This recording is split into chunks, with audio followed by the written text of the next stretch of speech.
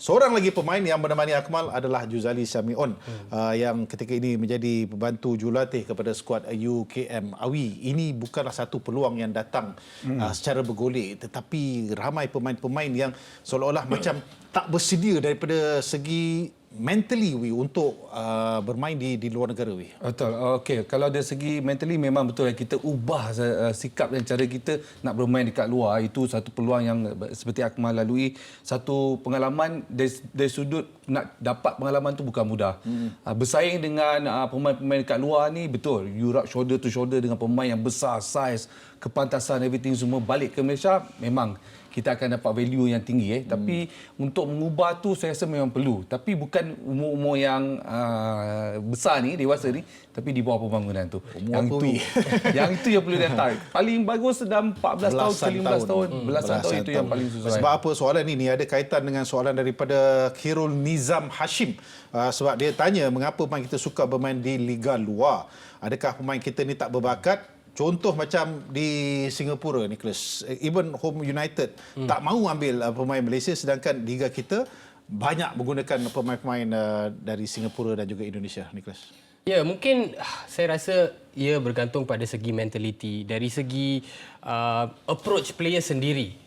Saya rasa pemain-pemain kita apabila kadang-kadang mendapat tawaran tu, rasa hendak tidak hendak itu tidak patut ada. Kerana kalau kita nak memperbaiki diri kita sendiri, you have to get out of your comfort zone. Kita tak boleh berada dalam kelompok yang begitu selesa. Kalau tidak, kita tidak dapat mengubah diri kita. Dan cara untuk mendapatkan perhatian daripada klub-klub luar adalah apabila ada temu ramah bersama pemain, mereka harus mengadakan satu inspirasi tu untuk bercakap, ya, niat saya adalah untuk bermain di liga luar. Dan barulah pasukan-pasukan luar akan mungkin mengambil minat sedikit. Macam saya pernah menemu ramah Adam Nur Azlin dan impian beliau pada masa itu adalah untuk bermain di luar Liga Malaysia. Saya tidak tahu sama ada impian itu telah berubah atau tidak, tetapi ini mungkin merupakan 2 tahun lalu. Dan saya rasa itu fresh breath of air kerana pemain-pemain lama, pemain-pemain yang lain tiada pemikiran tersebut, tapi beliau ada keinginan untuk bermain di liga yang lebih kompetitif. Mal, masalah bahasa, masalah makanan, masalah budaya? Bagi saya itu memang masalah pada awalnya. Macam saya di Perancis pun memang, tapi saya rasa tak ambil masa yang lama lah. Memang di Perancis pun semuanya menggunakan bahasa Perancis. Jadi saya rasa selepas masuk dalam kelas bahasa Perancis, saya rasa tak ada masalah. Dari segi makanan dan cuaca tu boleh diatasi lah, tak ada masalah pun lah. Sebab saya pergi pun semasa umur baru 18 tahun ketika pergi tu kan, bersama dengan Juzaili.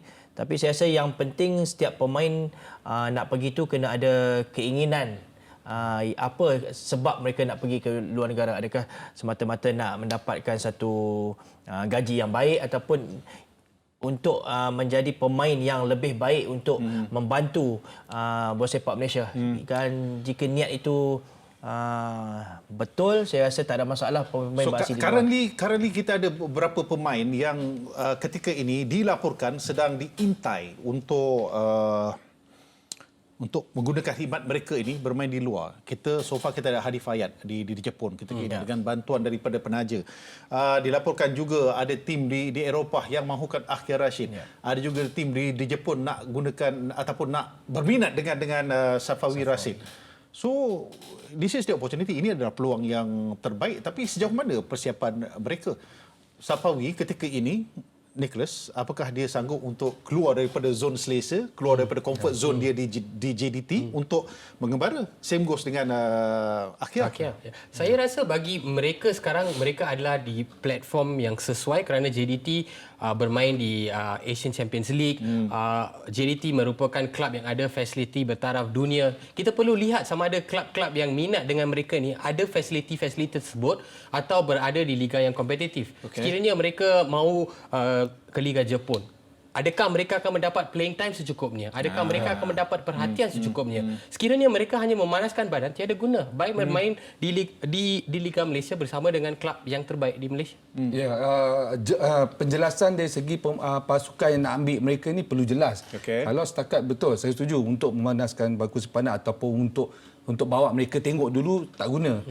Mesti dalam perancangan pasukan yang nak ambil itu yang lebih penting. Maksud dia, kalau setakat Akia dengan Sawawi itu tak boleh try lagi. You kena main, bawa dia di luar, mesti bermain. Itu yang lebih Terus penting. main. Terus bermain. Yang itu lebih penting pada apa yang sering Tapi boleh berlaku tak saya cakap kan, most of the players, kebanyakan player kita, idaman mereka, impian mereka adalah bermain di Eropah, bukan di Asia.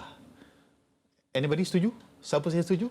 Itu memang impian mana-mana pemain lah kan. Alright, Tapi okay. kita perlu realistik, perlu sedar lah kedudukan Malaysia di mana keupayaan kita punya strength, Ya. kita punya macam mana campur semua itulah budaya, cuaca, semua keadaan liga apa tu di sana, itu yang penting. Itu yang maksud saya, waktu yang umur Akia dengan Sapawi ni dipanggil bermain, tapi untuk jangka masa pembangunan di bawah tu itu boleh duduk di sana. Okay, saya nak bawa sedikit. Ini adalah pengalaman yang telah pun dilalui oleh dua pemain muda kita ketika berada di SB Wahan. Sayangnya ketika itu mereka tak betul-betul gunakan kesempatan tersebut bermain di Liga Jerman, kerana ketika itu dilaporkan bahawa mereka sebenarnya telah diberikan banyak peluang, namun mereka tak gunakan kesempatan terbaik itu untuk terus kekal di Jerman. Itulah sayangnya kita. Begitu juga dengan salah seorang daripada midfielder yang berpotensi ketika berada di di Beirama di Portugal, juga tak dapat teruskan aksinya.